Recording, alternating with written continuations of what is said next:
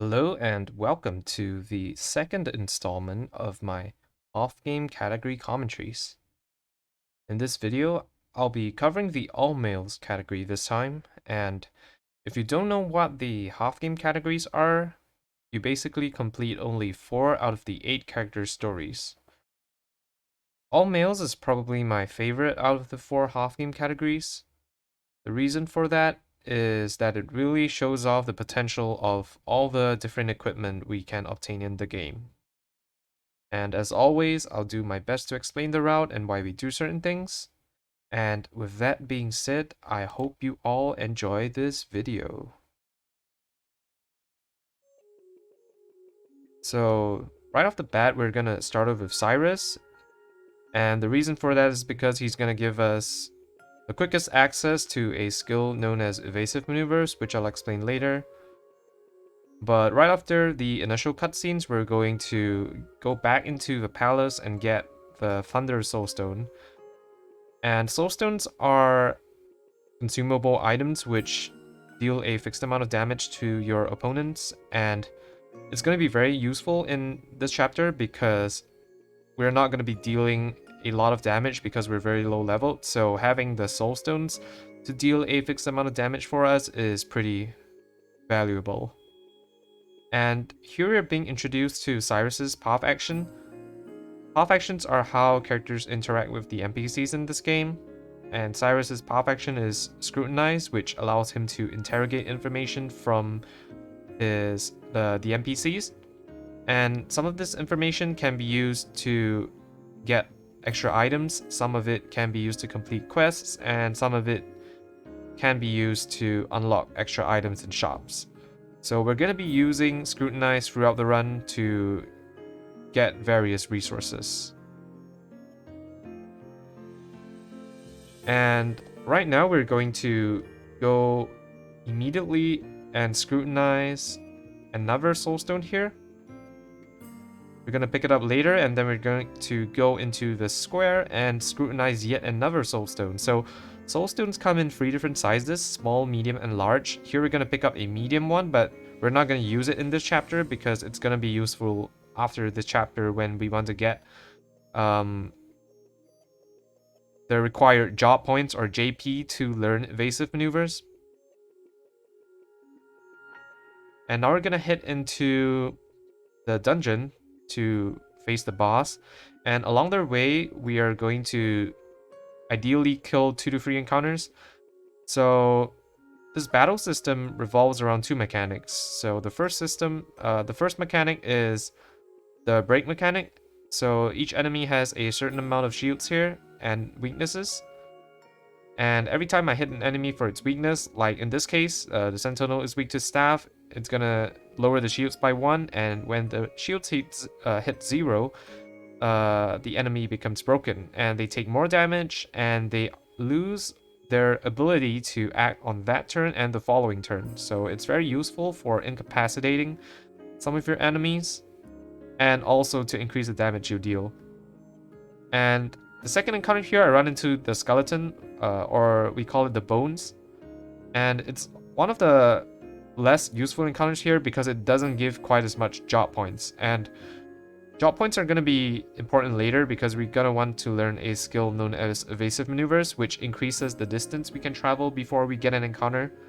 So you can see that I'm getting encounters pretty frequently here. That's because I don't have Evasive Maneuvers yet. So the first goal after finishing this chapter 1 is actually to go and get Evasive Maneuvers so we can actually go ahead with the rest of the speed run without too much in the way of encounters. So this fight here against Russell, it's relatively simple. You just want to break the ads and then use your stones that you picked up to not only break the ads but also to deal damage to the ads. So the ads deal a lot of damage and their animations are pretty slow. That's why you want to take them out first. So the second mechanic of this battle system is the boost mechanic. So every character starts off with 1 boost point at the start of the battle. And then every turn that they don't use a boost point, they gain 1 boost point at the end of the turn. So boost points can be used to increase the damage of your skills, and for some attacks it increases the number of hits like I'm doing now. And then for buffs and debuffs, it also increases the duration of these skills. So here I'm just using a combination of soulstones and my boost points to break Russell, and then once I'm ready to deal the final blow, I'm gonna boost all the way up so I can deal a lot of damage with my skill here.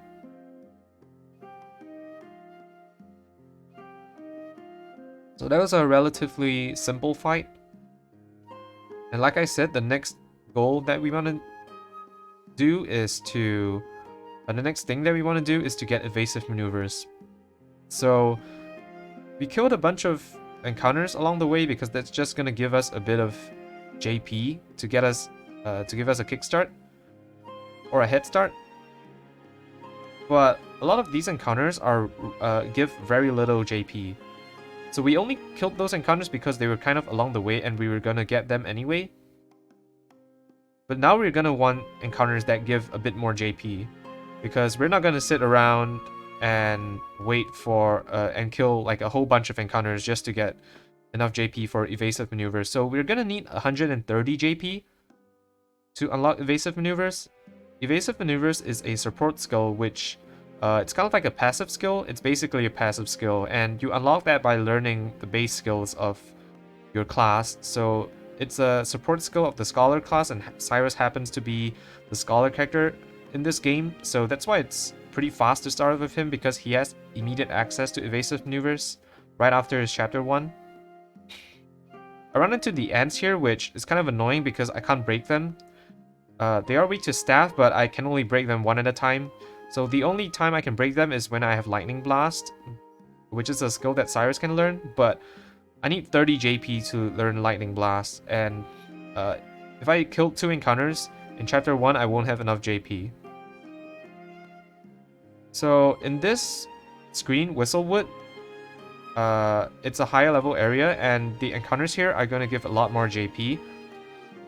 Certain encounters don't actually give enough JP, but for example, this encounter, normally it doesn't give enough JP, but I actually got a rare encounter known as a Kate. In this screen in particular, it's a 4% chance to spawn. So I got pretty lucky there because that was one of the worst encounters in this screen, but with the Kate, it gave me enough JP. So Kates are special enemies that, as I said, have a low chance to spawn, but they also give a lot of XP and JP if you kill them. So with the medium soulstone that we scrutinize in Atlas Dam, we can actually kill the Kate and that encounter along with it. And then I can learn 2 skills which unlocks evasive maneuvers, and that allows me to carry on with the rest of the run, essentially. And the next area I'm gonna go to is to this town known as Noble Court. And the reason why I go here is to tag it, so I can fast travel back later with the game system of fast traveling. You can visit any, you can warp back to any town that you have previously visited. So I'm gonna tag Noble Court because I'm gonna have to go back there later to complete another character's chapters. So now that I've got evasive maneuvers, I'm going to go ahead and do what's known as exploration. So Octopath speedrunning kind of follows this formula. You get evasive maneuvers, and then before you actually start to pick up characters, you want to go on exploration to pick up resources that will allow you to pick up these characters, and also the money and equipment that you need to rush through the rest of the route and the game. And along the way, I'm also going to tag towns that are nearby and also get what's known as shrines. So in this game, everyone has a base class, but you can also give everyone a subclass. And the way you do that is you have to go to what's known as a shrine, where you can unlock additional classes as subclasses for your character. So it's kind of like Final Fantasy V in that regard, that you're able to customize the jobs of your characters. So we're going to be doing that very shortly. So this first area I'm going to go to is the first town I'm going to tag right now is Cobblestone, and then right after that I'm going to go and tag a few more towns, essentially.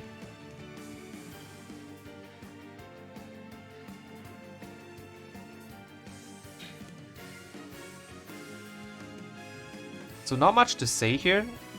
I'm just running around and tagging towns, so it's a lot more convenient for me to do the run later.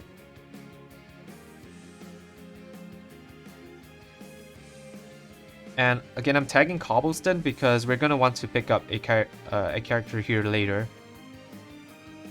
So this category is called All Males, and as you might have guessed, you complete all the 4 chapters of all the 4 male characters. And All Males is kind of interesting because it has a pretty unique bunch of skill sets. You don't have access to Tressa, who is a female character with the ability to purchase items, so a lot of NPC items are not gonna be feasibly obtained, because the only way you have to obtain items from NPCs is with the thief character Therion, who can steal items from people. And a lot of the times, the steal rates are not going to be very high because Therion's steal is based off percentage, and the higher level you are, the higher chances you have to steal an item. But since in the speedrun we are pretty low leveled, we aren't going to be able to steal a lot of items. But when we are able to steal some of the items, we will try to take advantage of those times. Along the way, I actually tagged a town known as Sunshade. We aren't gonna pick up a character there, but Sunshade is pretty nice because it's near other towns that we might want to go to later. Or other areas, actually.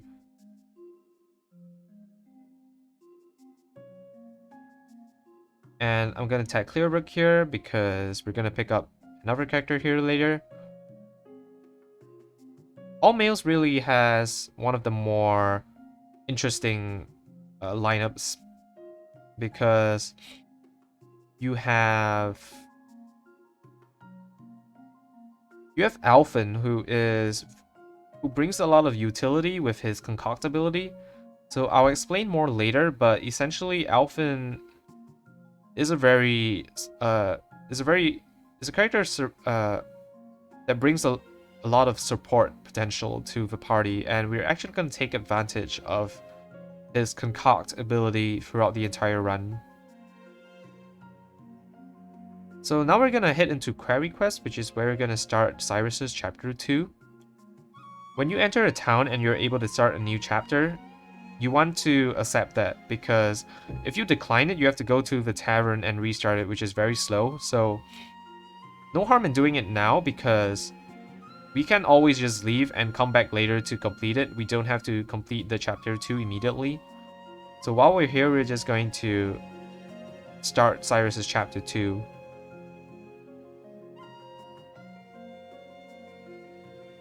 And I want to start it because there's a wind soulstone here that I can actually pick up. So you've already seen soulstones. You've seen the small ones in chapter 1, and you saw me use a medium soulstone in the Whistlewood. There are also large soulstones which deal a considerably more damage than any of the soulstones we've seen so far. So small soulstones deal 200 damage to enemies that are unbroken, medium ones deal 1,100, and large soulstones deal 2,007. So that's more than twice the amount of damage that a medium soulstone does.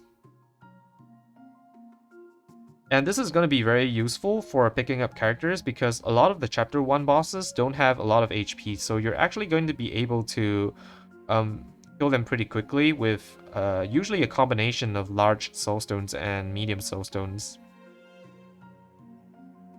The thing is that large soulstones are only obtainable in higher level areas, which is why we also have to go on exploration so we can get these soulstones to pick up our characters.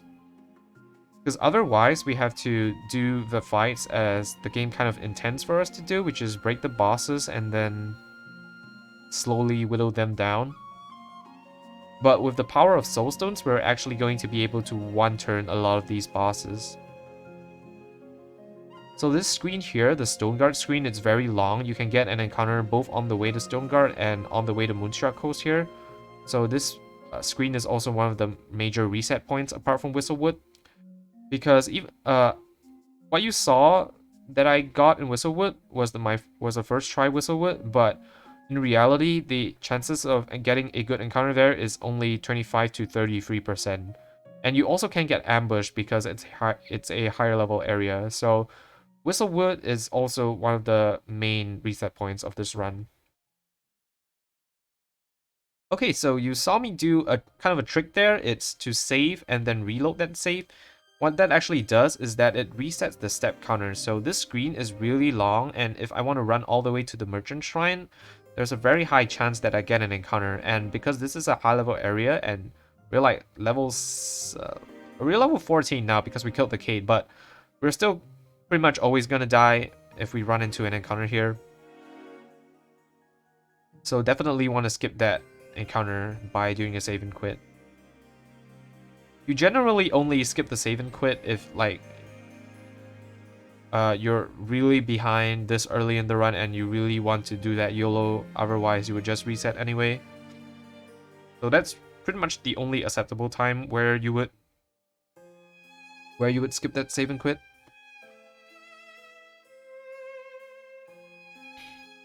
So now we're gonna go into this next area. We're gonna attack Goldshore, and then we're gonna scrutinize a man near the entrance or a Thunder Soulstone that we're not gonna pick up yet. We're gonna pick it up later when it's more convenient to do so, because later when we come back to this town, we're gonna have a cutscene where we are near that item. So we're just gonna scrutinize it now because we're near the entrance, and then we're gonna go on with the rest of our exploration. I'm gonna scrutinize this man here because he's gonna give us some information to complete a quest later. And then I'm gonna run all the way to the next screen. So this set of screens is pretty infamous because there's a good chance that you can get an encounter on these screens and most likely die. So the Goldshore screen is a screen that is pretty dangerous. And then we have the Grandport screen here. So I have to get this 20,000 leaf chest and make it all the way to the save point. And in very rare cases, you can get an encounter here. So I'm gonna do another save and quit here because I need to skip the encounter here. It's a level 45 area, and if I get an encounter, I will most certainly die. The good thing, though, is that if you die, you actually just reload at the save point, so it doesn't actually lose you that much time, especially when you're in a marathon setting. And this game also has a very nice system of auto-saving at every screen transition, so even if you die during your exploration, you can just reload at the previous screen and try again from there. So I'm going to this area known as Lock of the Lost King. We come here because there is a soulstone that we want to pick up, and then also 30,000 leaves. So I haven't mentioned this, but we picked up the Merchant Shrine just now, and the Merchant Shrine, the Merchant class is going to be one of the key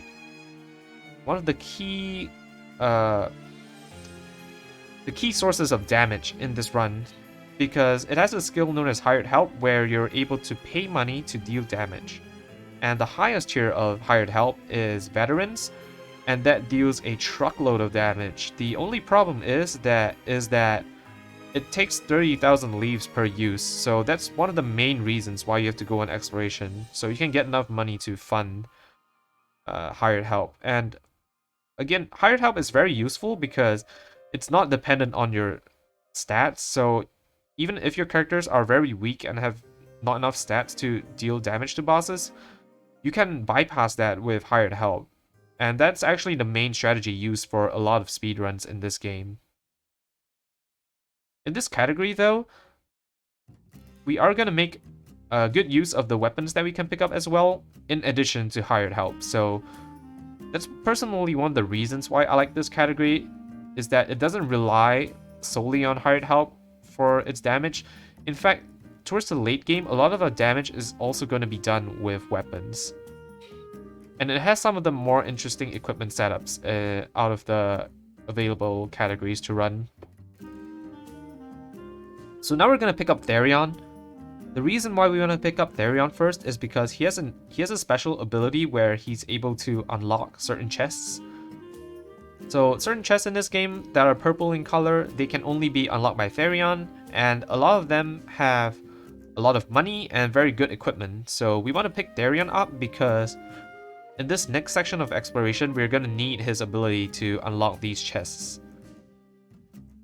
So if you notice, while we were doing the first stretch of exploration to the towards the Lock of the Lost King, there weren't any purple chests for Therion to open. So that is why we do that part of the exploration first. So we can get the soul stones needed to pick Therion up, so we can go on the second part of exploration.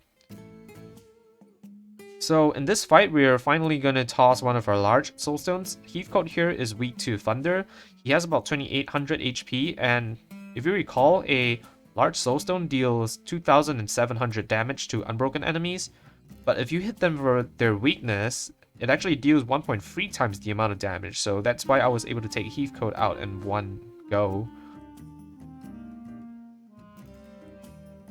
So soulstone's really saving a lot of time there.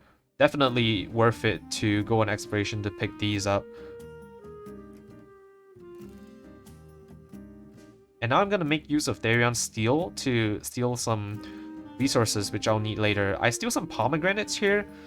They are consumable items which instantly give BP to your characters. So the small ones that I'm stealing here give 1 BP, medium ones give 2 BP, and the large ones give 4. So these are very powerful items because you don't have to wait a bunch of turns to generate BP essentially. And the nice thing about Therion's Chapter 1 is that all of the steals there are 100%, so no reason not to steal the useful stuff when we need them later. I also stole a nourishing nut from the lady near the entrance, and the nourishing nut is a consumable item which increases the maximum HP of your character, so we are going to be needing that tiny bit of extra HP for one of the fights later, so I'll explain it when we actually get there, even though it's one of the late game fights. It's really cool how just small increases in stats like this can actually have a dramatic impact on the run or particular fights. So now we're going to pick up our second shrine, I believe. This is the Hunter Shrine. The Hunter is going to be useful for some of the attacks it has. Mainly for the weapon types it has, because a lot of the bosses in this game, in this run, are weak to bow and axes, which the hunter has, and also certain skills that the hunter has. They're gonna make some of the boss fights easier. And what it actually does, is that by going to the Hunter Shrine, we actually lower the encounter rate going to Victor's Hollow by a significant margin, because if you go all the way from the start of the screen, there's a pretty high chance that you can get an encounter, and at this point we don't really have the resources nor the stats to face that encounter, so going to the Hunter Shrine really, apart from the fact that we actually do need the Hunter Shrine, it also saves us the trouble of running to that encounter. And this next area we go to is Dust Barrel. This is going to be Cyrus's Chapter 4 town. But the reason why we come here is because it's along the way after tagging Victor's Hollow. And there's also a lot of money here. So south of the save point here, there is a copper pouch which you can sell for 3,000 leaves later. And in Dust Barrel itself, there are like 30,000 leaves right in the middle of the town, and another item which you can sell for even more money later. And we also want to go to the shop while we're here, because we're going to buy some concoct ingredients for Elfin later. And these are going to be crucial for the run, because it's what's going to make a lot of fights possible. And if you notice, the 30,000 leaf chest in the middle of town was a purple chest, so that's why you want Therion for this section. And now we're going to head over to the Everhole Tunnels, which is a very high level area with some very nice equipment.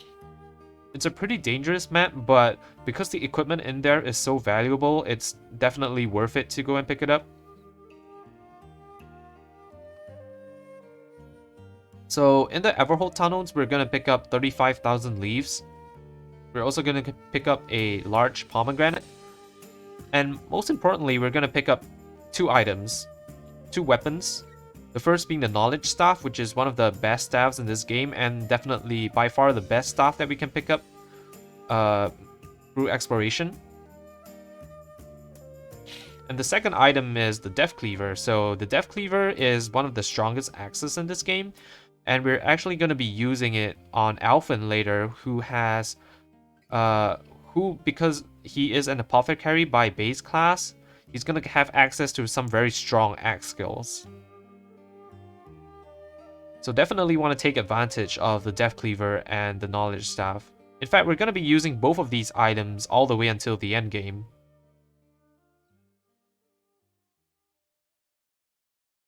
So what you saw me do there was I actually went to the end of this screen, and then the game asked me if I wanted to face the optional boss. Obviously, we're not going to do that because we're not equipped to do that, to fight that boss at all, and also it's not necessary. But actually refusing to fight that boss resets the step counter, so it's a very nice way to ensure that you don't get encounters. The real risk of running through this map is actually just getting to the boss trigger, but afterwards it's pretty free. So every runner, when you run through this screen, it's always very stressful because it's a very long screen and you're really just hoping that you don't die here. But again, like I said, the weapons in here totally make it worth it to come in to take the risk. And now we're gonna pick up Elfin. So Elfin is an apothecary, and as an apothecary, he has access to some of the strongest axe skills in this game, and we're definitely going to take advantage of that. And his special ability is called Concoct, and what this does is that it allows Elfin to mix together a bunch of ingredients to produce various effects. So some of these effects are actually incredibly busted, and is one of the main selling points of Elfin. He's definitely a character that's very geared towards support and helping to buff up your helping to break enemies. So his concocts, apart from being able to restore HP, SP, or BP to your party, it's also able to take off shields from an enemy, and this is going to be very useful, believe it or not, because they hit multiple times. So you don't have to boost your attacks. Instead, you can just use a concoct with Elfin to take off shields instead. And immediately you can see both the Death Cleaver and Knowledge Staff being put into action here, being able to deal a lot of damage with Cyrus's Blizzard, and Elfin's just normal attack here is able to save us having to use M-stones for this fight. Viper is also weak to ice and shadow, but since we don't have the required ice or shadow large soul stones, we can only use a light soul stone here, which deals 2700 damage. So we don't get the bonus, 1.3 times bonus, but because we have some pretty strong weapons, we can actually do enough damage to kill the Viper. And I'm actually going to go to the shop to purchase some more concoct ingredients for Elfin. So again, we're going to want to take advantage of Elfin's concoct as much as possible because it's really a very useful skill. We're not going to see it early in the run because it's not needed, but once we get to the middle and late parts of the run, concoct is really going to shine. And certain fights in this route are only made possible because of Elfin's concoct. So now we go over to Goldshore because we want to start Elfin's Chapter 2. Not because we want to complete it here, but remember the soulstone that we scrutinized earlier? So after one of the cutscenes here, we're actually going to spawn very near the soulstone that we scrutinized. So right after this cutscene at the beach, we are going to pick up the large Thunder soulstone that we scrutinized earlier, and then we're going to do the rest of Elfin's Chapter 2 until the point where we have to face the boss. And we want to do this now anyway because Elfin's Chapter 2 you need to do like inquires on both screens, the first and second screen. So inquire is kind of like Cyrus's scrutinize, except it's locked behind levels instead of a percentage. So Cyrus's scrutinize is based off a percentage, but you can use it on anyone, whereas Elfin's inquire always has a chance of always works as long as you have the level requirement. So we're finally going to be able to complete the quest which we scrutinize right outside of Goldshore. And then we're going to do the inquire on this screen. So we're not going to do the inquire on the previous screen because we can just do that later when we want to face the boss. We're going to do the inquire on this screen and then warp somewhere else because right after this inquire we have to go back to the first screen. So it's pretty slow to have to run all the way back out. So what we do is we actually warp over to do something else, and then later when we want to finish Elfin's Chapter 2, we can just warp back to Goldshore and we're on the first screen. So we essentially just saved a whole bunch of walking and a screen transition. So you're going to see a lot of this being done throughout the run because numerous chapters such as Therion's Chapter 2 and Elfin's Chapter 3 do have a lot of cutscenes that happen on multiple different screens. So you're going to see a lot of warping in and out of towns. So we're finally going to pick up Ulbrick.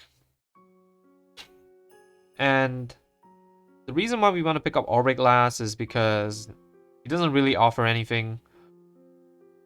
And we want to take advantage of the knowledge stuff, right? So this encounter here outside, it's pretty slow to kill them one by one. So you either kill them with a soulstone, which consumes resources, or you can use the knowledge staff and kill them with a spell. And then for Gaston as well, he's weak to thunder, that's why you have to pick up the Thunderstone. And he has about 6,000 HP, so we're going to take advantage yet again of the knowledge staff, and I believe the Death Cleaver as well, to save stones, essentially.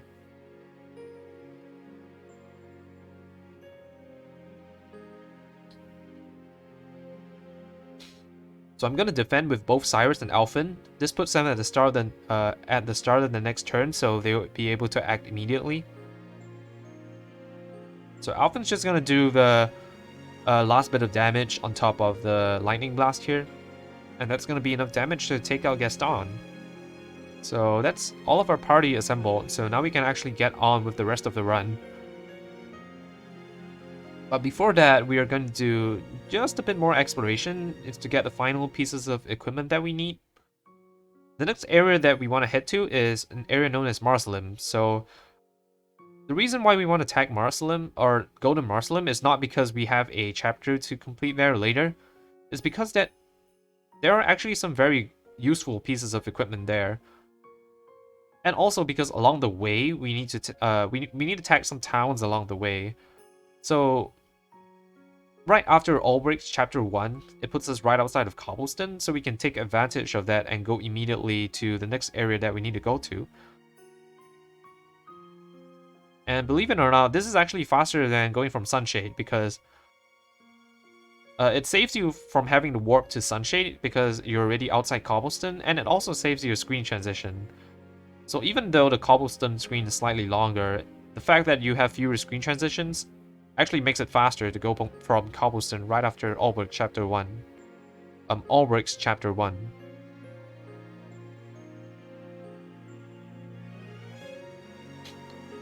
We're gonna pick up the Dancer Shrine here. This is actually gonna be very important because the Dancer is a class focused around buffs. And it's gonna allow us to buff our physical and magic elemental attack later. And like I said, we're going to be dealing a lot of damage with weapons, and we're definitely going to want to take advantage of the buffs that the Dancer class can offer us to deal more damage. So here we're going to make use of Ulrick's pop action, which is Challenge. This allows him to bring NPCs into battle, and we're not actually going to fight them. It's mostly just to reset the step counter, because once you enter a battle and flee, that resets your step counter. So Ulbrick's path action isn't really going to be very useful throughout the run. So really the only relevant uses are during his story chapters where it's mandatory to use challenge or to reset step counters. So right after tagging Wellspring, we are going to head over to Marcelem. And Marcelem has a lot of good stuff. So immediately we're going to pick up 20,000 leaves just sitting there. We're going to pick up a large soulstone. And we also want to go to this area known as Marcelem Catacombs. Marcelem Catacombs has some very important pieces of equipment we have to pick up for later as well, similar to Everhole Tunnels. We're gonna pick up the Viper Dagger here, which is one of the most... forgive me. We're gonna pick up the Revitalizing Jam first, which is a very nice consumable items, which not only restores your SP and HP to maximum, but it also replenishes your BP to full. And here we're gonna do a glitch known as the buffer glitch. And I won't go too much into the technical details. Essentially what we do is that we buffer past the boss trigger, similar to the Everhole Tunnels. And what this does is it allows us to get the item that's behind the boss trigger without actually fighting the boss. And then on the way out, we get the Viper Dagger, which is one of the strongest daggers. So what we picked up behind the boss trigger was a Master Spear, which is a very good spear for Ulbrick. So the buffer glitch is a glitch, but the community actually considers it to not be a major glitch. So that's why we are able to do this glitch even in a non-major glitches category.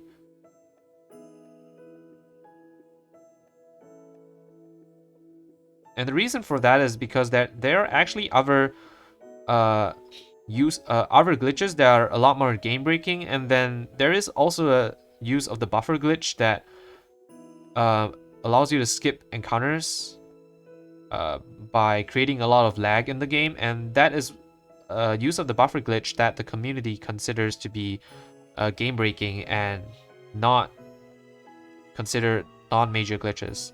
So compared to those glitches, the buffering past bosses to get items glitch or use of that glitch is pretty tame. So that's why we consider it a non-major glitches.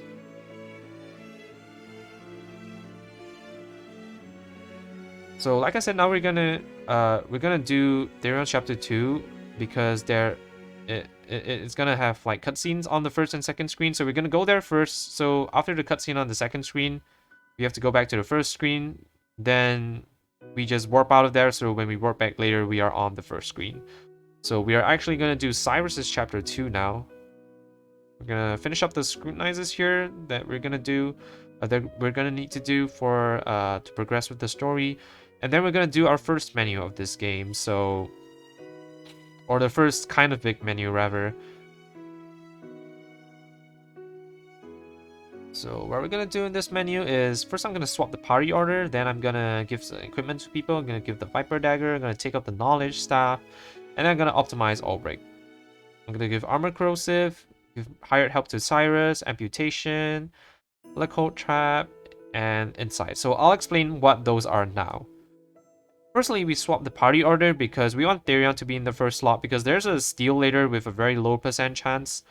And you want Therion to be in the first slot so you can save inputs because you're expecting to fail the steal quite a lot. So instead of having to scroll to Therion steal every time you redo the steal, it saves time to just have him in the first slot. And we give equipment to people. That's pretty self-explanatory. We take the Knowledge Staff off of Cyrus because we actually want him to be slow for this battle. And there you have it. So we want him to be slow so we can do a faster fight here. Because Gideon's gonna summon ads, and you want to kill the ads right after Gideon summons them, because that unlocks his weaknesses. Then you can kill him the next turn. If you have Cyrus before, you have to defend with Cyrus because you can't kill the ads yet. And even if you defend with Cyrus, and Gideon can still summon the ads before Cyrus, so that's really annoying. So it definitely is worth it to take up the Knowledge Staff for this fight. And here I'm able to do a 2-turn fight, which is pretty fast. So that's that's kind of an ideal fight, a 2-turn Gideon. So with the knowledge staff of Cyrus, that's really a lot more possible. And the reason for that is the knowledge staff actually gives a large increase in speed, and speed influences how likely your characters are to go early. So for the skills, I taught Therion Armor Corrosive. This is a very important skill in every speedrun of Octopath Traveler because we're going to be relying on Vets a lot for damage, and even though Vets doesn't take into account your stats, it is affected by Armor Corrosive. So using Armor Corrosive allows you to deal a lot more damage with the same amount of money. And then Lego Trap to Elfin, it's a skill that puts your opponent at the end of the next turn. So it basically allows us to ensure that we can get the attacks off before Gideon moves, because he does a lot of damage, and we don't want him to kill our characters. And the last skill we gave Ulbrick was Insight. This draws all physical attacks to him, so that protects our squishier characters, because we gave a lot of the equipment that we have to Ulbrick. So we picked up some equipment in Marcelem, the High House's armor and the circlet. So this actually gives Ulbrick a lot of defense to survive Gideon's attack. So he's able to protect his party with Insight there. And this is the second use of Ulbrick's challenge that we're gonna do in this run. We're gonna challenge this guy, but because defeating him also completes a quest that gives us money, it's pretty convenient to just take him out there with a medium soulstone. And along the way, we're gonna attack some towns. We're gonna come back to them later. And that's the reason why you do Cyrus's Chapter 2 now, right? Because not only is Gideon a very easy boss to kill, because you just use Vets on him like twice, but also because right after finishing Cyrus's Chapter 2, you're in Quarry Quest, which is the closest town to this next area of exploration.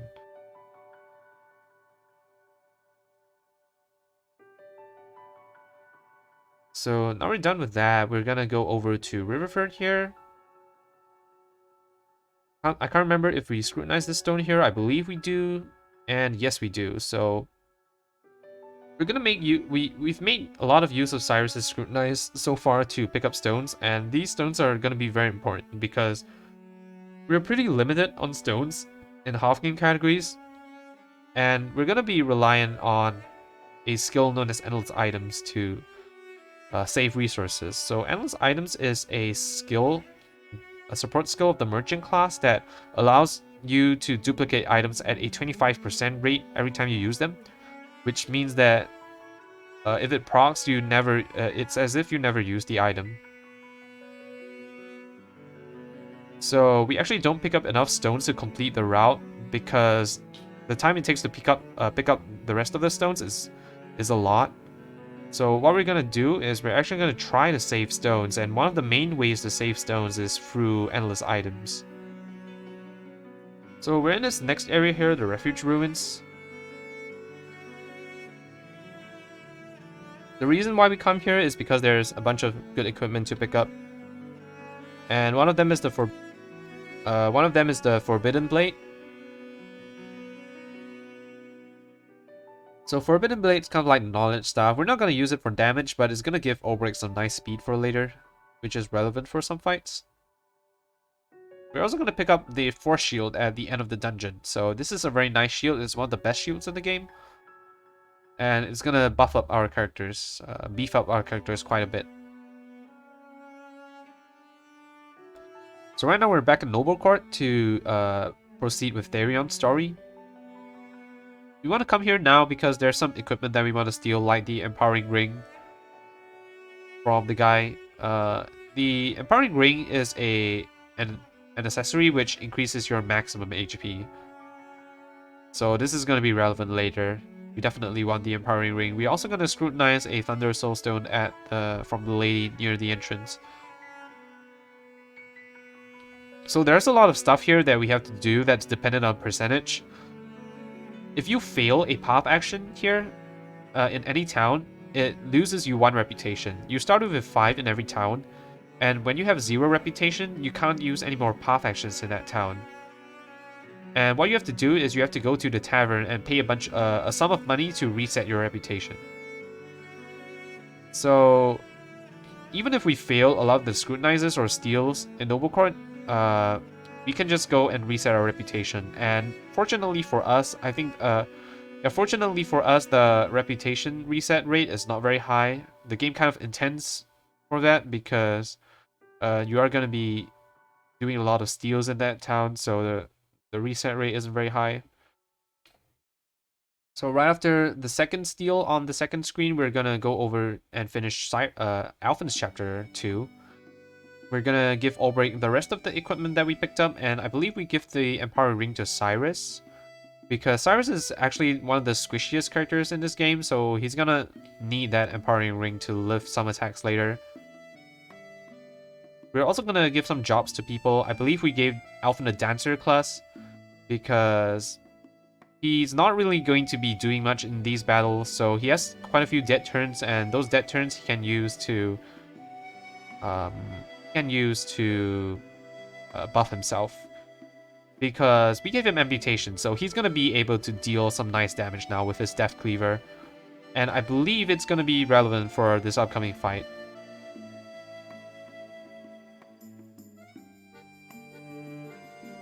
Oh, I get the encounter here, which is pretty... It's very rare to get the encounter inside, so the encounter outside is more common. And as you can see, I hardly ever get the encounter here, so I have absolutely no idea what to do now. But they are weak to thunder, so I'm gonna be able to break them with Cyrus's lightning blast. So yeah, once you break all the enemies, you can run from them. It's kind of also one of the benefits of breaking enemies. But heal up again because I want to be as healthy as I can for this fight. The ads here deal a lot of damage. And essentially what I'm going to do is I'm going to use vets to kill the ads here.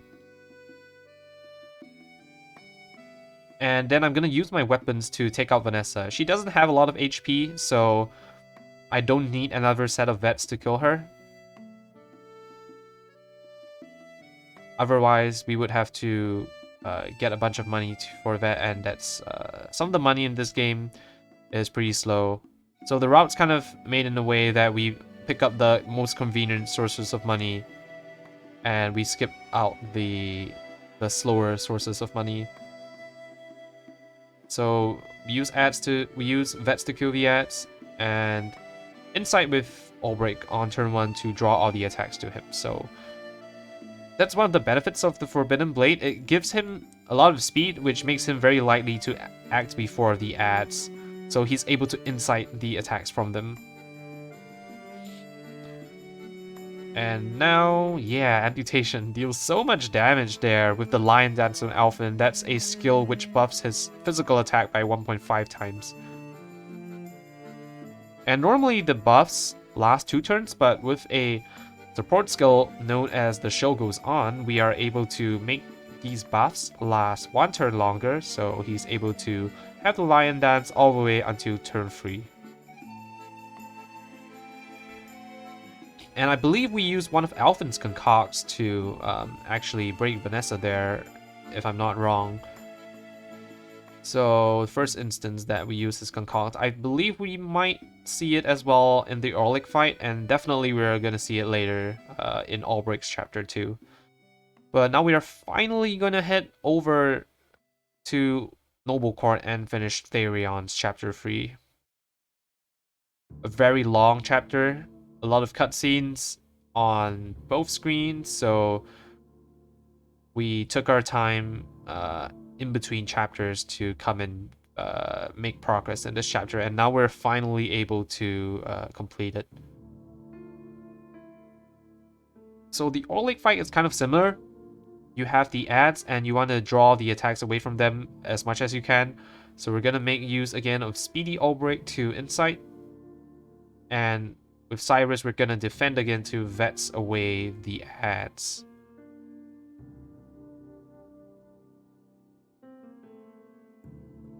And this screen is pretty long.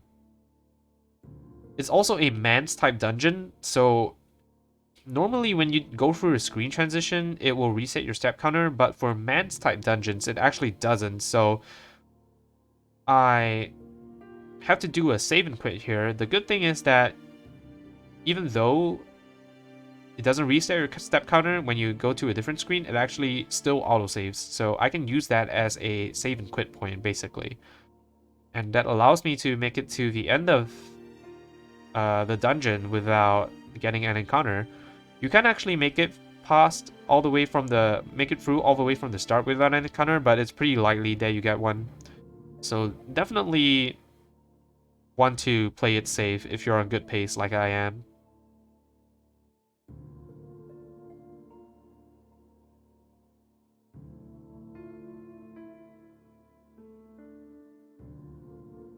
So Ulrick here, relatively simple fight. Pretty much the same as Vanessa, except he has more shields and more HP. But that's not an issue because we have some skills, and with boost points we can take off a lot of shields. And you can see the amount of armor that Ulrick has. These ads are dealing nothing to him. So definitely a really good use of all the equipment that we pick up in this route. It makes all these fights so much safer because the ads deal a lot of damage to your other squishier characters. So we taught a skill known as Spearhead to Ulbrick, and what Spearhead does is that it puts him at the start of the next turn, as well as dealing one hit of spear. And this is actually going to give us just enough hits to take off to break Ulrick here. And you saw me do a quick bop there with Cyrus on Ulrick. This is actually because Ulrick is a ranged. So with that little bit of damage from the knowledge stuff, it actually fixes the range. But even if you miss the range, it's not the end of the world, because by breaking him on turn 3, he also loses the ability to act on turn 4, so you can just kill him there. But definitely faster to hit the range, of course. And now we're in Ulbrick's chapter 2, a kind of interesting chapter because you don't have dungeons. Instead, what you have is an arena where you have to go through a mandatory a few fights before facing the boss. And we're going to do one of the bigger menus here. We're actually going to teach endless items to everyone. So that's why you see me teach merchant skills to everyone. And I'm going to equip endless items to everyone. And this is because we're going to use a lot of stones in this chapter. So we want to have endless items for this chapter. So if you notice, we didn't use any large soul stones before this. Besides having to pick, besides when we were picking up chapter 1 bosses.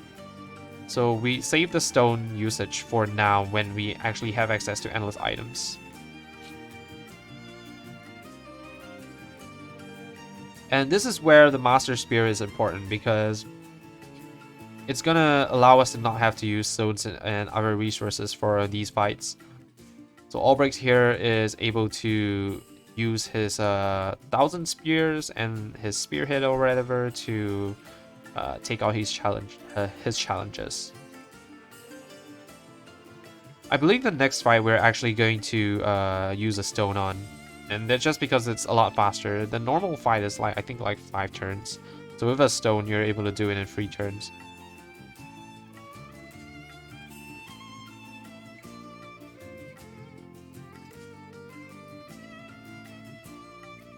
So yeah, Ulbrick's chapter is, like I said, a pretty interesting chapter because there are no dungeons, and you have kind of like mini boss fights. So they don't have a lot of HP, and yeah, a lot of the fights are just gonna be like 2 or 3 turn fights. But we're doing Ulbrick's chapter 2 now because we kind of want to. This chapter actually gives us a lot of JP because of the fact that there are so many forced fights in this chapter, and that's actually going to be very useful. It's actually going to allow us to rush to getting a certain skill later, which is going to be very useful. So I'll explain that when we get there.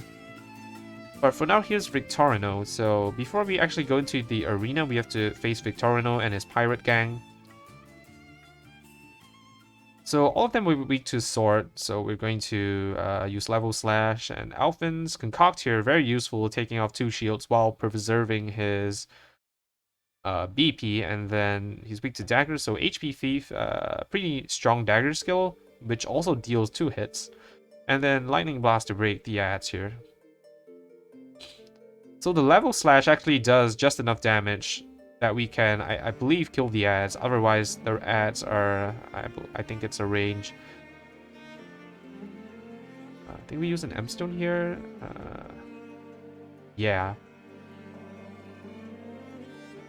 Yeah, the ads are a range. Are they? The ads have about 4,000 or so HP, so I believe with the level slash, it gives us enough damage to kill the ads.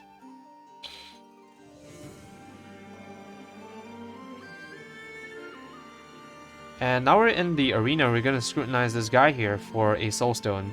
It's going to give us an ice soulstone, which is going to be very useful. Ice is a very scarce element when it comes to soulstones, so having access to a large ice here is actually going to be very helpful, because there is an encounter later where we're going to need an ice soulstone specifically to hit the weakness. And the first battle here is Joshua. It's a pretty fast fight, so we just need to get armor corrosive on him, and then we can use vets to break him, vets to kill him. He's weak to axe and staff, so that's where the hunter class. Actually no, the hunter class isn't relevant here since Elfin has axe anyway. But the fact that we have both Elfin and Cyrus in the party gives us pretty easy options to break Joshua. And then we have the vets here. So another fight where speedy Ulbrick with insight is able to make things a lot safer for our party. Joshua does prelude to romance on the first turn, which does a lot of damage to people. So it can one-shot, I believe, either Therion or Cyrus. So definitely want Ulbrick to protect them there. I believe it one-shots Darius, and Cyrus is able to live with the Empowering Ring. But this fight is where you want the Empowering Ring, because normally Cyrus doesn't live the overpowering slash from Archibald here. I get a very nice turn order. I get a lot of characters before the ad, so I can kill them instantly with the stones. And now it's just set up to break on turn 2. Champion's Cleave. So without the ring, Cyrus would die here in normal run, because I have some extra HP on Cyrus at the moment just because he got a Kate and extra levels on him, but normally he doesn't have as much HP, so that's why you need the Empowering Ring on Cyrus for this fight. But yeah, this is otherwise a pretty simple fight. Elfin's pretty tanky on his own, so he's able to live no problem. And yeah, everyone just has a lot of damage because everyone's geared up with very strong weapons. No vets needed for this fight. Ulbrick has the Master Spear, Elfin has the Death Cleaver, Cyrus has the Knowledge Staff, and Therion has the Viper Dagger, so every single party member is equipped with a very strong endgame weapon. And Gustav here, he has 2 ads, we have to take them out first, so the way we do this is with Soulstones. This fight can be a bit scary if you get like the ads in between your characters, because once you hit them below half, they have a chance of stunning your party. But it's not that bad in this category because a lot of our characters besides Elfin are pretty fast, so usually we get the characters before the ads so we can take them out. Otherwise, we can just delay the killing the ads until like turn 2 or something. No big deal. Gustav doesn't deal quite enough damage to wipe the entire party here.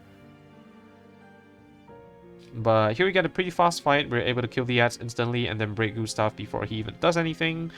And then now I use vets and weapons to take him out. I believe amputation will kill him. Or no, HP Thief does enough damage.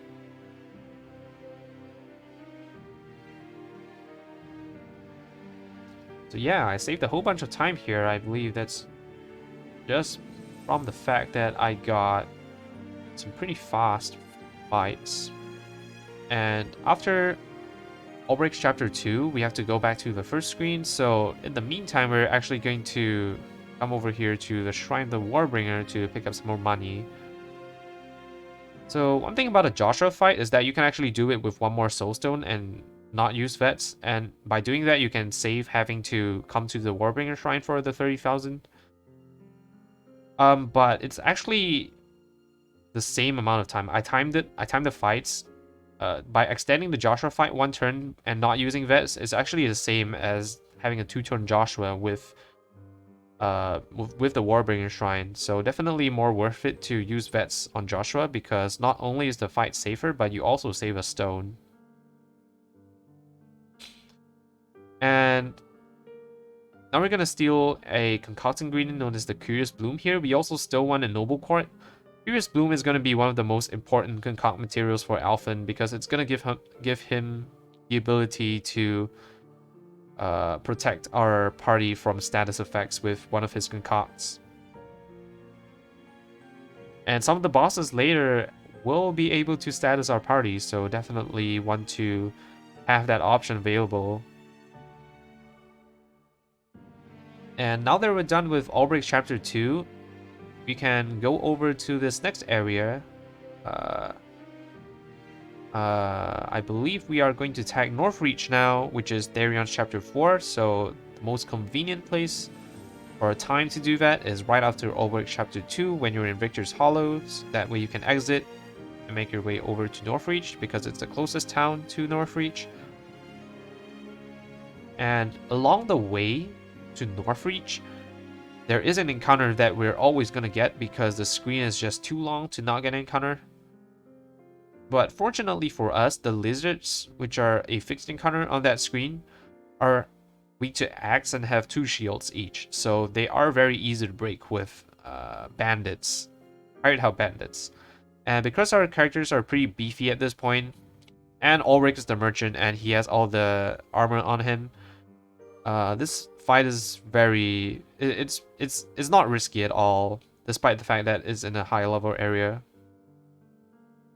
We come to the Maw of the Ice Dragon here just because it's very along the way and there's nice money in there that we can pick up.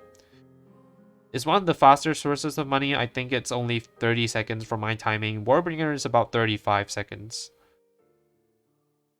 So those two are definitely some of the faster sources of money. So again, like I said, when I was doing the routing for this, essentially what I did was route in the fastest sources of money. I get a very nice turn order here in the Legends. I get Ulbrick first. Definitely the Forbidden Blade on Ulbrick paying off here. So I'm able to escape from these lizards very quickly. And now we're gonna go to Northreach. I don't think we're gonna do anything there. We're just gonna tag it so we don't have to come back later. Definitely want to take advantage of when you're in certain towns after certain chapters to go to nearby areas, so you don't have to warp back later and go from there. And now we're gonna do Therion's Chapter 3.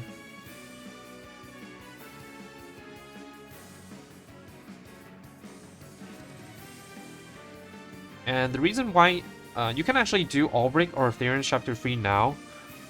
Doing Ulbrick Chapter 3 actually has a nice item that we want to pick up, but the reason why I do Therion's Chapter 3 first is because Ulbrick's Chapter 3, once you're done, you're still in Wellspring. So if you want to start Therion's Chapter 3, you have to like go out and go back in. Whereas with Therion's Chapter 3, once you're done, it puts you in Boulder Fall, so you can just warp back to Wellspring to do Ulbrick's Chapter 3. So it saves you the trouble of having to do a few screen transitions, so you can start yet another chapter.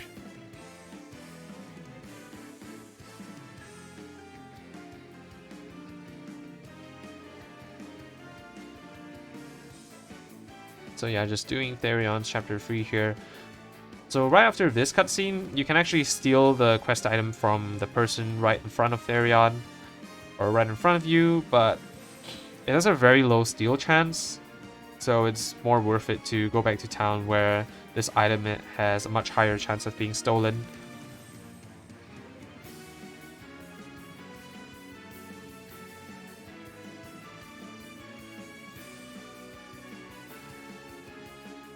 So yeah, there's chapter 3. We're gonna have a forced encounter here, but thankfully it's pretty easy to kill them. And then right after that, it's Gareth. Gareth is an interesting fight because Gareth has very little HP for a chapter 3 boss, only 39,000, whereas most chapter 3 bosses have at least 50,000. But one thing about Gareth though is that his ads hurt a lot. And I mean a lot. They deal so much damage, and I believe in this run I actually did get quite a bit unlucky with Gareth. So we'll see how that turns out. But yeah, like I said, this fight's very free. It's just an annoyance, really. Just clear them, and now we can proceed on the rest of the story.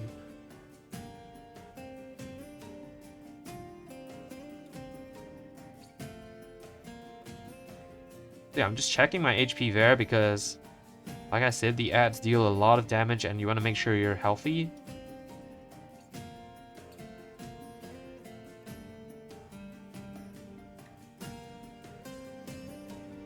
So the idea of this fight is that you want to break Gareth on turn 2 and kill the ads with vets at the same time because he's weak to sword. So we're gonna armor cursive here because it's gonna give us more damage with our vets, and then we're gonna blizzard to take out the first 2 shields, and then vets is gonna take out the last 3 shields.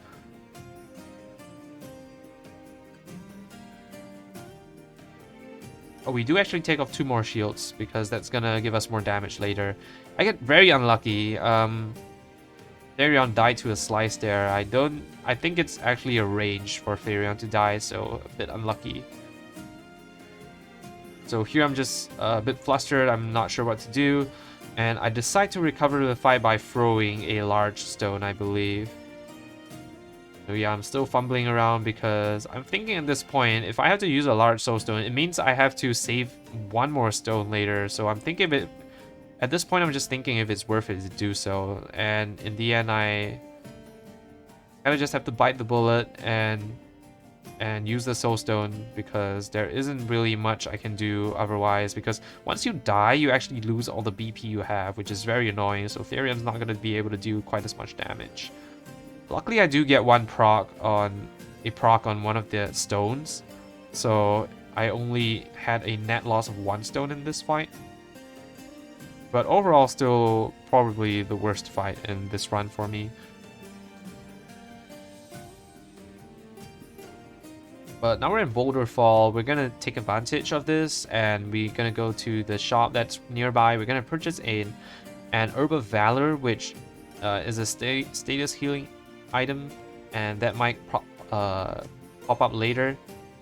But it's more for safety rather. And yeah, now we can go back to Wellspring. If we were doing Ulbrick chapter 3 first, we would have to go somewhere else and then go back to Wellspring to do Therion's chapter 3. So Ulbrick chapter 3 has 2 mandatory encounters which you have to fight first. And these encounters, the second encounter of these 2 encounters is where we are gonna need the Ice Soulstone that we scrutinized in Victor's Hollow. And again, Ice Soulstones are really scarce. There's one that you can purchase in Riverford, but since we don't have access to Tressa, we can't purchase this Ice Soulstone. So I talk about Tressa. She's basically the most important character when it comes to speedrunning this game in other categories where you can recruit her, because she brings so much utility with her ability to purchase, and also because she's a merchant class by base class, so she has hired help. So males is pretty interesting because you don't you are pretty limited on resources because of the fact that you don't have Tressa who's able to acquire a lot of resources from NPCs for you. In particular stones, because a lot of stones can be purchased from NPCs, but obviously in this run you don't have that luxury. So it's a really cool run that shows off the stuff that we can find. And normally with these encounters you have to use one L stone and M stone to kill them, but since we have the knowledge staff, Cyrus is able to save us the M stone. And Ulbrick's chapter 3 is going to be the last chapter 3 that we want to do for now, because it's going to give us a pretty neat item which we're going to use to kill the bosses for the rest of the run. It's going to be a drop from the boss here, the Lizardman Chief. So Lizardman Chief, nothing really much to say about him. He's kind of like Gareth, except you don't really get hit. He summons his ads on the first turn, so you don't really get hit. I run into the encounter here, which is pretty unlucky. It's not very often that you get this encounter, but good thing I preempted it, so I was able to escape immediately. So if you preemptive or surprise your enemies, it guarantees that you can escape from them. So definitely unlucky, but then I got lucky. And now it's Lizardman Chief, so the only annoying thing about this guy is that he has a lot of shields. Other than that, he's pretty easy. He doesn't do anything on the first turn except summon ads, so you can just use that turn to take off his shields. And then you can break him and kill the ads at the same time on turn 2 with vets, just like Gareth. So again, Elfin's Concoct, proving to be very useful here, taking out 2 shields. And we're going to use veteran soldiers here to break Lizardman Chief, deal some nice damage, kill the ads as well. And then we want to palm Ulbrick up, so he's ready to use one more vets. And you see the reason why I'm using Armor Corrosive twice instead of boosting Armor Corrosive with Therion on some of these fights, is that it actually preserves his BP, so he's able to HP Thief on turn 3. So amputation here with Elfin, dealing so much damage. And I kind of make a miscalculation. I thought this would kill, so I didn't HP Thief with Therion. But it wasn't enough, so I have to Lightning Blast with Cyrus. So I tried to save time, but didn't work out in the end. But not a big deal. But yeah, after that fight, it gave us the Lizardking Axe. And I'm gonna explain what that is right after this challenge here. This is a mandatory fight that you have to do. It's against Earhart. And yeah, the game kind of intends you to like just break him and take him down normally. But with the power of capitalism, we can just summon a bunch of veterans to do the dirty work for us. So with all the equipment, he's not going to be able to do quite enough damage to take us out, so we can just break him and use vets before that happens. But yeah, so more about the Lizardking Axe. So the Lizardking Axe has a very interesting property. It increases the thunder damage that you deal by 30%. And someone in this party has access to thunder skills. The only problem is that Cyrus doesn't have access to axes, right? So that's where the Hunter class really comes into play. So you can have the Hunter class on Cyrus so he can equip axes, and then you can have the Lizardking Axe on Cyrus. So we're going to be using this to increase Cyrus's Lightning Blast damage, and believe it or not, it's actually going to be very significant. A 30% increase in damage is nothing to scoff at. So this menu here is very important. We're going to be teaching 4 merchant skills to every character. This is going to unlock an essential skill for the rest of the run called Hang Tough. Hang Tough is a skill that allows your characters to survive any attack that will kill them with 1 HP as long as they were above 30%. So if you're familiar with Pokemon, it's kind of like Sturdy, except even more busted, or completely busted rather, because all you need to do is to be above 30%, and you can, and this is not a once per battle thing. As long as you're above 30%, you will always survive the attacks with one hit, as long as they're a single target, single hit. So multiple hit attacks can still kill you. But pretty much all of the bosses that Hang Tough are going to be relevant for, or we're going to use them for, deal only single hit attacks. So not an issue. This is a forced encounter, so we're just going to make pretty quick work of them. We're going to break them with mercenaries. Another nice thing about hired help is that it has a lot of weapon types, so it's very useful for breaking enemies as well. And here's the first instance of our lightning blast, right? So yeah, very nice damage with Cyrus.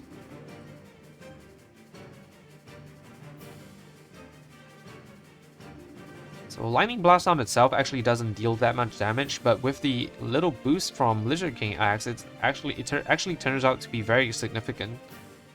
And we're going to use the Lizardking axe on Cyrus all the way until the end. We're not gonna sell it for money, even though it nets us quite a bit of cash. The extra damage from the Lizardking axe is definitely worth it to keep it, for us to keep it on Cyrus. Whereas we're gonna sell a lot of the other, pretty much all the other items.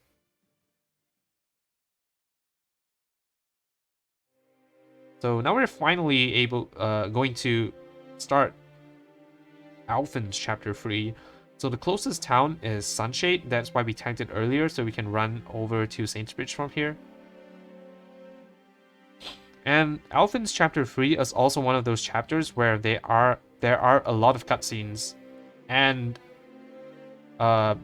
between the first and second screen. So we want to go there early now, so we can take advantage of the warps to complete Elfin's Chapter 3 as we do other characters' stories.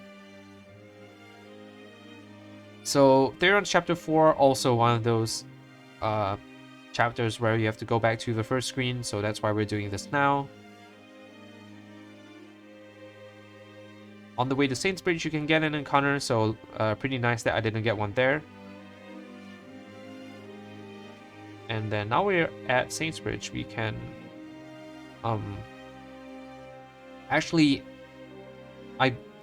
steal a large soulstone here. So the XP route works out just nicely. That works out pretty nicely that we just hit level 23 right after that encounter in Northreach.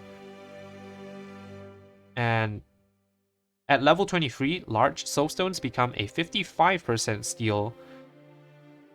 And whereas before that, at level 22, they would be a 15% steal. So it's a lot more feasible to steal them now, which is why we also do Elfin's Chapter 3 right now, so we can steal the soulstone from the knight there.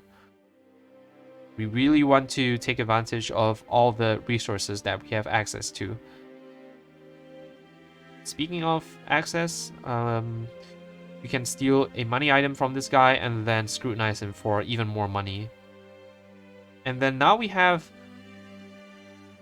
one of the most RNG points of this run. There is a 3% steal which you have to do in Therion's Chapter 4 to proceed on with his story, and I actually got it first try, so that was really, really lucky of me. So if you were hearing the live commentary at this point, I was just freaking out because I totally didn't expect to get a first try 3% steal. So this steal is pretty infamous for Octopath speedrunning. It's the only steal where it's known by its percentage, so everyone calls it the 3% steal. And as bad as it sounds, it's actually not super bad, because yeah, it really sucks if you're on like hot PB pace, because every time you have to reset reputation, it takes quite a bit of time. But in the grand scheme of things, it actually isn't that significant. For one, the time loss is kind of spread out through the rest of the run because this run is pretty long. It's definitely a lot more make and break in a single story run, which is a lot shorter. But for a longer run like this, you can afford to lose a bit more time because there are other parts of the run where you can potentially save time. And the second thing is that you actually have a pretty decent chance of stealing the 3% over multiple tries. So after 20 tries, you're actually more likely to get it than not. So on average, it actually doesn't take you that much time to steal it. So definitely not a big concern when it comes to learning this route, just doing your first few runs, or even in the marathon setting. It's not as daunting as it sounds, having a 3% steal. It's actually more like a 12% steal, right? Because every 5 reputation you get, I mean, every 5 tries you get, you have a 12% chance of stealing it. So this fight's really cool. Darius here, we're gonna make use of the revitalizing gem to give Ulbrick all the BP, to replenish all his BP right after he uses his first set of vets here. And then we're going to use that BP to not only collect, but also give him just enough BP to use one more set of vets at the end of this fight. And this is the first fight where we are going to be able to see the power of Cyrus's Lightning Blast here. So with Peacock Strut and the Lizardking Axe, he's able to deal 8,000 damage to Darius here. And this is where Hang Tough is essential, right? Because he's going to use a sweep to hit everyone down to 1 HP. And this gives us the perfect setup for one of Elfin's skills called Last Stand, which does damage inversely proportional to the amount of HP that you have. So at 1 HP, Last Stand is going to be dealing the maximum amount of damage. So that's why we do Darius right after we get Hang Tough, and we give Elfin Last Stand for this fight. And Last Stand is incredibly powerful, especially for fights like this when you can set it up very easily. As you can see, it does max damage. it does cat damage even without any buffs on Elfin. And because we have access to such powerful skills like Hang Tough Last Stand, as well as Peacock Strut Lightning Blast, we are able to do Darius with just 2 veterans, even though it usually takes us 4 veterans to kill a Chapter 4 boss like him. And on top of that, we collected him as well, so we only had a net loss of 30,000 leaves after this fight, excluding the money that Darius gives. So in reality, it's a net loss of 15,000 leaves, so super full fight as far as the money route comes into concern.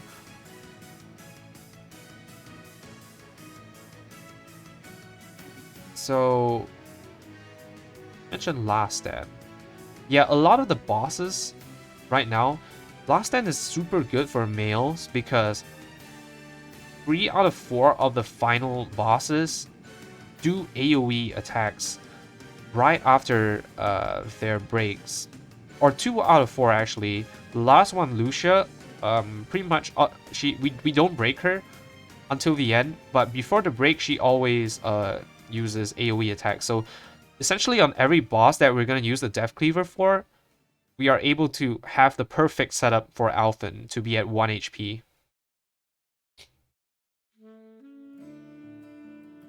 And right after Darius, the Soulstones actually become 65% to steal, so that's why we do Darius first. We can get more levels on our characters.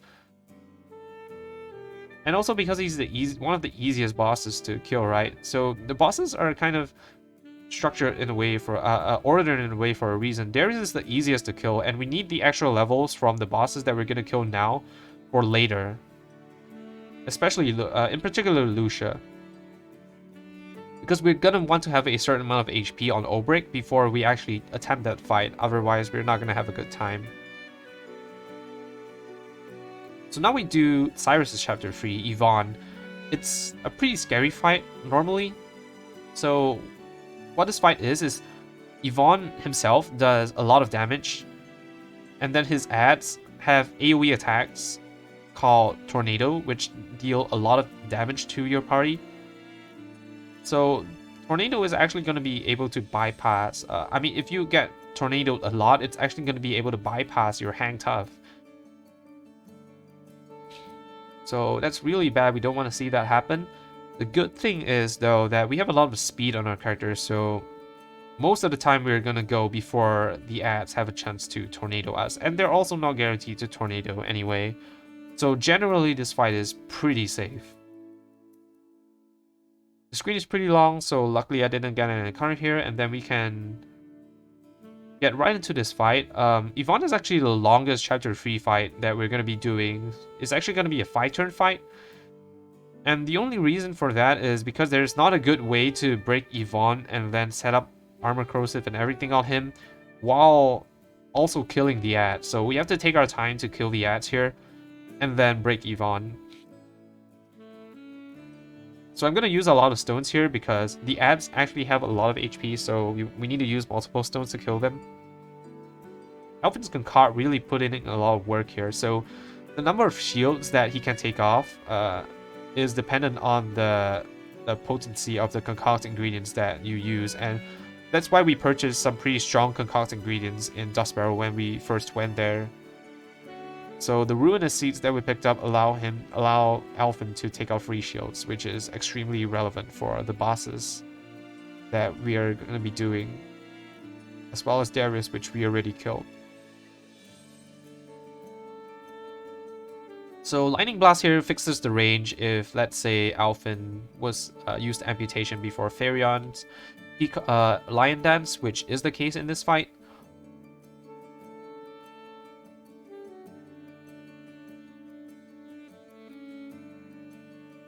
But yeah, pretty simple fight. Having a longer fight like this also gives us the opportunity to collect Yvonne, which is nice for the money route. So if you had to reset a lot of reputation in Northreach, you can there are actually a lot of extra sources of money that you can pick up later. So not a big deal, not the end of the world if you had to reset reputation a lot. There's always extra money later. You don't need the money immediately now anyway. So yeah, that's Yvonne. Elfin really putting in a lot of work here with his axe skills. Therion as well with his dancer buffs, able to increase the damage of our party members. And now we're gonna do probably one of my favorite fights in this route. So chapter 3 bosses normally take 2 vets to kill. They have about 50 to 60,000 HP, and each vet does about 25,000 HP, so normally we need 2 vets to kill chapter 3 bosses. But because we are so ridiculously powerful at this point, we can actually do Miguel with just 1 set of vets. And that's really highlighting and showcasing the potential of all the equipment that we have in this route. It's really one of my favorite parts of this run, being able to use all the weapons that we pick up so nicely, that we can save a lot of save having to use a lot of veterans throughout the run. So even though we don't have we are pretty tight on resources, we actually save a lot of money compared to other routes like all females. So in all females you use a lot more vets than this, but in all females you also have the ability to collect a lot of bosses. So in this route you don't have the ability to collect a lot of bosses, but you don't use as many vets because of the fact that you have so many weapons to deal all that damage. So really nice contrast of the strategies used in the routes, in the half-game categories rather. So yeah, I personally had a lot of fun routing these categories. Do some soul stones here because we want to have the soul stones for later. I haven't mentioned this, but so we're saving the soul stones because we're gonna need the soul stones for the final fight in this run. So we don't pick up enough soul stones because we're hoping to save enough soul stones to have enough for the final fight. So if we don't have enough soul stones before the final fight, it's not the end of the world. You just need to do kind of a small detour to pick up some extra stones.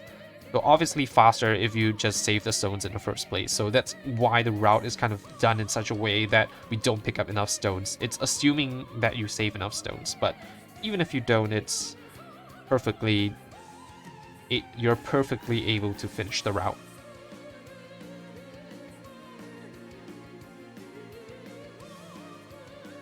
So yeah, we're gonna come up on Miguel here. Trying to make my way through this forest as cleanly as possible, but got stuck on a few ledges.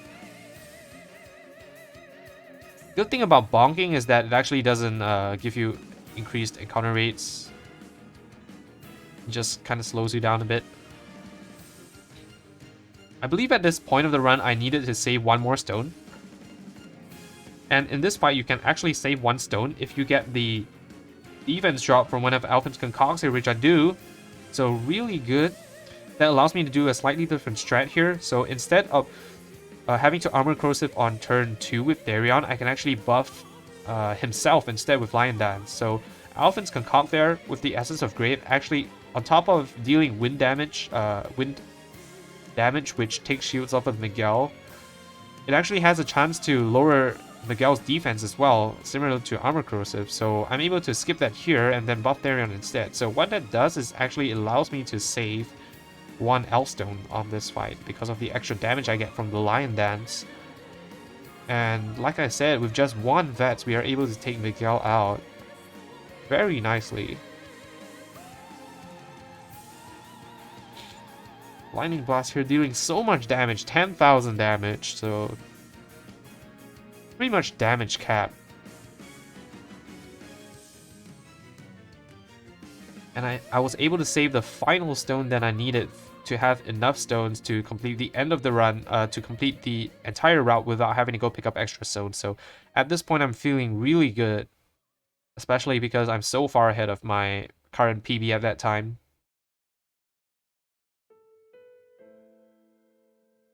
So right now we're gonna go and pick up this item. We're gonna inquire this person here for an essence of pomegranate. We make the detour to Clearbrook just to pick up this item because it's gonna be essential for this upcoming fight. So Cyrus's chapter 4 fight is chapter 4 boss is Lucia. Lucia is very interesting because she has 30 shields and has a lot of defense, so you're not able to deal a significant amount of damage to her before you break her. So what you have to do for the fight is that you have to slowly whittle down all her shields, and then once you break her, you have to deal as much damage as you can to hopefully take her out before she unbreaks.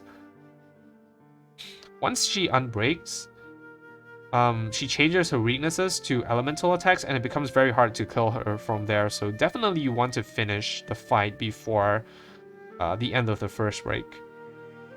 So here I have to pick up a money chest from the bottom screen. I actually do a slightly safer strategy here where I do things in a different order. So normally what you would do is you would get this 50,000 leaf first, 50,000 chest first, and then you get the 20,000 leaf chest and then the shadow L on the first screen. The problem is that going to the 50,000 chest all the way from the entrance can sometimes get you an encounter. So since I was so ahead of my PB at this time, I chose to take a slightly slower path, but much safer one by triggering the mural first, the cutscene first, which resets the step counter. And then I pick up the Shadow L and go down, get the 50,000, then get the 20,000 on the way to this screen. And there's a Palm L here, which we would pick up, but I actually duped a lot of Palms previously, so I didn't need to pick up that Palm L there. So keeping track of your resources allows you to skip certain having to pick up certain items. See me checking my HP there because I'm gonna need max HP and Ulbrick here, I believe. And yeah, this Lucia fight is really one of the coolest fights in this route, actually. It's always very cool to route around Lucia, even though it's such a pain. So she always does AoE attacks for the first 3 turns.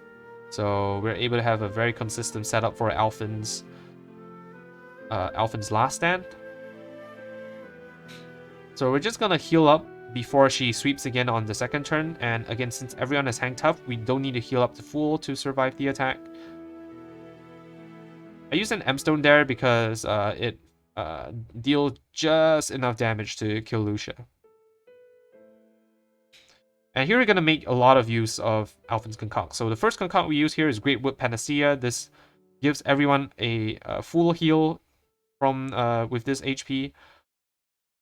And really it's just for Ulbrick. We need Ulbrick to be at max HP because he's going to be tanking quite a few hits. We're going to need him to tank hits. So his HP here is just enough to live sweep right outside of 30%, just above 30%, so he doesn't die to the incoming attack.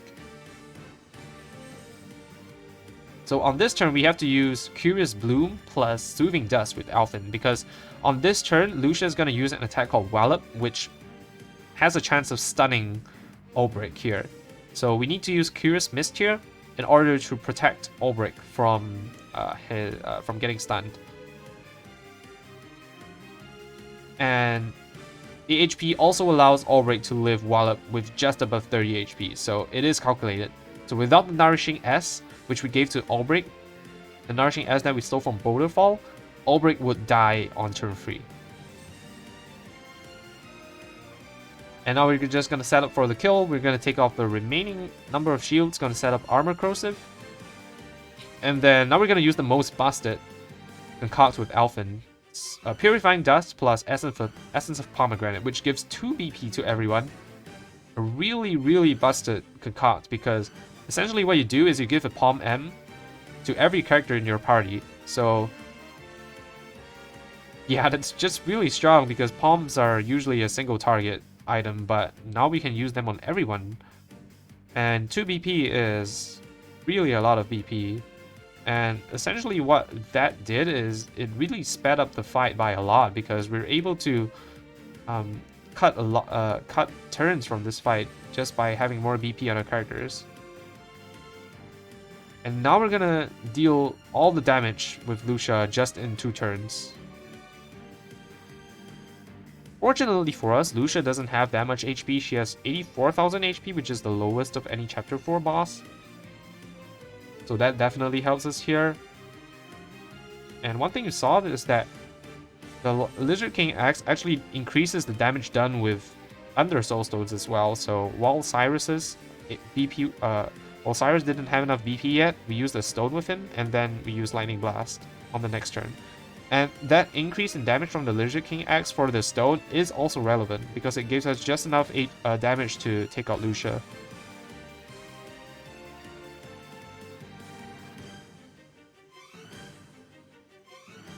So now that we're done with Cyrus' story, we aren't actually going to finish it yet, because for the half game categories, you have to end with the character that you started with. So that means we have to finish the run with Cyrus' chapter. But the interesting thing about Cyrus' chapter is that there is actually a second part to this. So what you have to do is you have to go back to the previous screen in order to scrutinize the last thing that you need to finish the story. And if you run out from that screen, it's going to get you an encounter. So what we always do is we warp back to Dust Barrel. And we can take advantage of that, because instead of warping to Dust Barrel, we can warp somewhere else to finish the rest of the run, and then warp back right at the end to finish Cyrus' Chapter 4. So essentially what that allows us to do is that we can do Lucia at any time in the run. So we can just do kill Lucia first to take advantage of the money that we pick up in that chapter, the Pom L that she gives as a drop,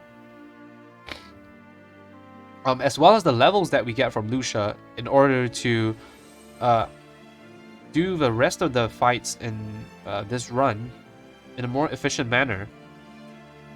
And also take advantage of the Soulstones that we pick up in in Cyrus' Chapter 4.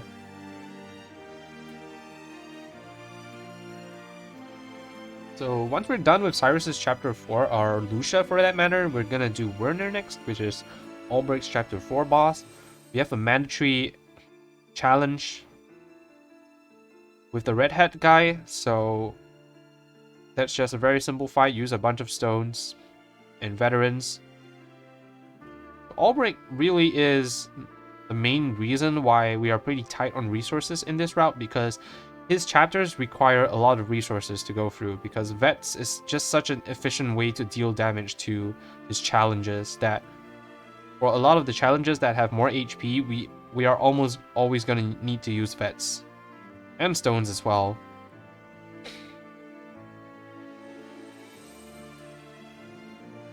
So now that we're done with Redhead guy, now we can fight Werner. We're just gonna sell so we have enough money for Vets. Don't need to sell too much because we don't need the money just yet. We're gonna need it for Ogre Eagle later. I just need at least 60,000 to take Werner out here. So we are only gonna use 2 Vets on Werner even though he has 100,000 HP. Again, it's owing to the fact that we just have so much damage from our weapons here. And Werner's weak to Axe, he's weak to Thunder, he's weak to Dagger. So very convenient weapon types and elements that we have in our party already. So Werner has this ability to terror your party members. Terror is a status condition that prevents your characters from boosting, and it also prevents them from gaining boost points at the end of the turn, so we definitely do not want that. We're gonna protect our entire party here with Curious Mist. If let's say Werner actually hits someone and then terror them, we can just use Elfin to heal it off with the Herb of Valor. But if Elfin's before his attack, we would protect the rest of the party with Curious Mist. So we got all our bases covered there. So from then on, the fight is really free. You just break him and then deal all the damage to him.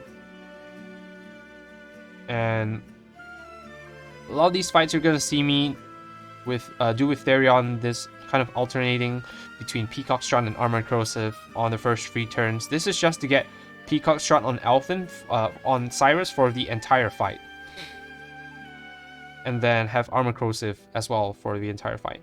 So now I'm gonna Peacock Strut again. I cannot boost Peacock Strut because then I won't have enough BP for Armor Corrosive. So instead what I do is I use Peacock Strut twice, which gives Cyrus which gives the same effect as boosting Peacock Strut. Now we use the first Vets, and we're gonna use the second Vets later. So this is probably the fight where Therion shines the most. He's gonna Lion Dance himself, and that's gonna allow him to deal a lot more damage with his HP Thief. We don't need to buff Elfin because he already does so much damage with his Last Stand. And again, Werner, one of the bosses that gives us a free setup for Last Stand.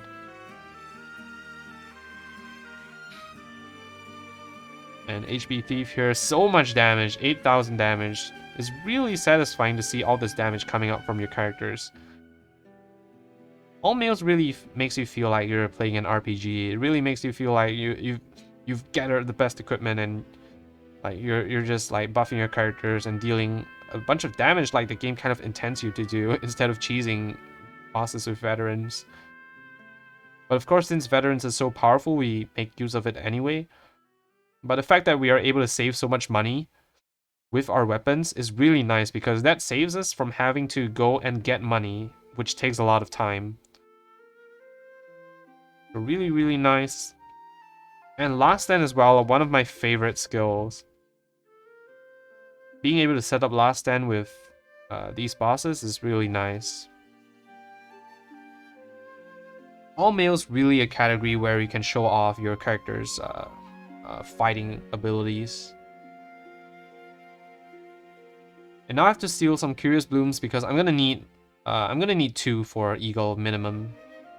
Eagle is a character is a boss that can status characters, so definitely want to protect your characters from the status condition. So Eagle is probably the only fight left where things can go wrong. So if Eagle statuses a character that's going right after it, that can be pretty bad, but most of the times it should be fine.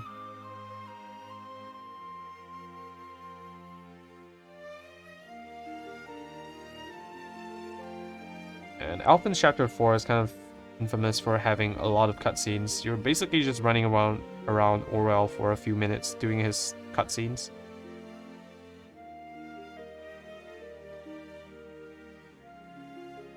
And Ogre Eagle is the boss with the most HP out of all the Chapter 4 bosses.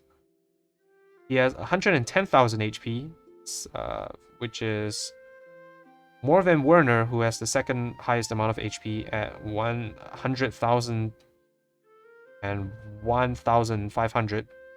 So Eagle has the most, 110,000, and he also has a lot of defense, so Veterans is going to deal actually considerably less damage to him.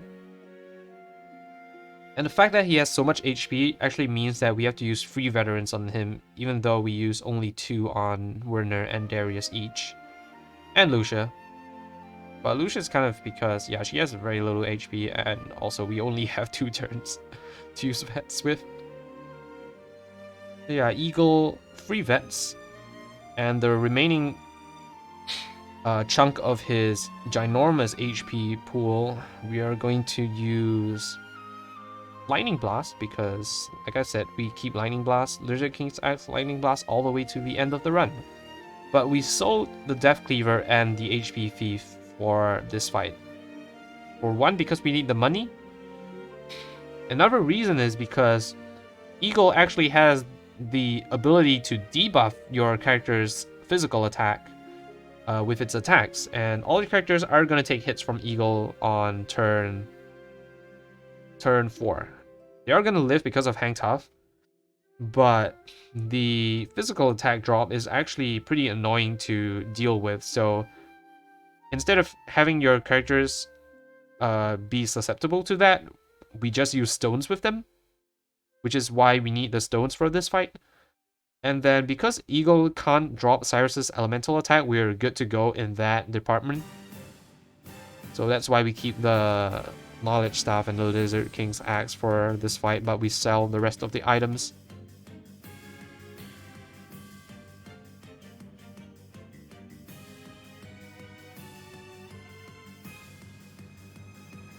So yeah, really cool series of fights using your Peacock Struts and your Lion Dances to buff up all your characters. And this is the last fight in the run. And we're gonna get right into it now. So what you want to see is, you want to see Elfin before Eagle's second move on this turn. The first move is just gonna lock its weaknesses. So you want to see Elfin before Eagle, so that he's able to protect your party members. Unfortunately, because Elfin is like really slow, I don't get that, so I'm kind of just hoping that he doesn't hit into Elfin and he doesn't status Elfin, which actually is pretty likely that he doesn't. Yep, so he hits Ulbrick, which is fine. So I just Curious Mist anyway, because you don't need the Curious Booms anymore for the rest of the run. And Eagle is weak to ice, so only weak to ice, so we have to break him with ice. The reason why I don't use Blizzard here is because we actually don't have enough SP for Cyrus to do this fight. So that's why I have to use the Ice Soulstone there. And then the the Freezing Powder with Elfin there. That's why we needed the Sleepweed, which we stole from one of the NPCs in Wellspring after Ulbrick's Chapter 3. And now we use Curious Mist again. So with the show goes on, this extends his Curious Mist to 2 turns, which gives our party protection from status attacks on the next turn. So this is very important because Eagle will double rend here, and double rend hits 2 times, and every time Eagle hits your party member, it has a chance of statusing them. So really need the Curious Mist here to make the fight consistent. So really good use of the Dancer class throughout this entire run. Not only do we use it to buff our characters, but we also make very good use of Show Goes On for Curious Mist in both the Werner fight and the Eagle fight, and oh yeah, also the Lucia fight. So I would say the Dancer fight was the Dancer class is really we really used it to its full potential in this route. And yeah, now we throw all the stones that we've been saving so far. It's gonna give us just enough damage to take out Eagle. And Lightning Blast here, gonna deal so much damage still. And the last set of vets to finish equal. So that is the final boss in this route, but in this run, but it's not the end of the run yet because we still have Cyrus's chapter to finish. So we have to warp back to Duskbarrow to finish his story. So right after the endless cutscenes after Ogre Eagle, there are 7 cutscenes, I believe. Right after all those cutscenes, we can warp back to Duskbarrow. So yeah. Nothing much else to say here. We're just going to make our way over to Duskbarrow, and actually on the way to the mural, there is a chance that you can get an encounter still, so that's really troll if that happens, but fortunately for us, it's not very likely that you get that encounter, so most of the times you're good, you won't get trolled. But sometimes it does happen. Actually, it did happen to me a few times before. But yeah, this is the last part of Cyrus's story. What we have to do is we have to scrutinize this mural here, answer a bunch of questions, and then at the end of the 3rd question, when the cutscene bar fills up, that will be the end of the run. So time will come up very shortly. And right about now. So that is a 151.01, just shy of the 150. But still really happy this run. Definitely would have been a 150 with some better execution and of course some better luck in certain places. But overall, this run had very outstanding luck. And for the most part, my execution was pretty alright. I did the menus pretty well and executed the fights very decently.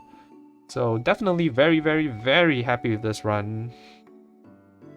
And yeah, all males is one of my favorite categories. I wouldn't be surprised if I actually would want to improve on this time in the future because I really enjoyed running this category because of the strats that it involves.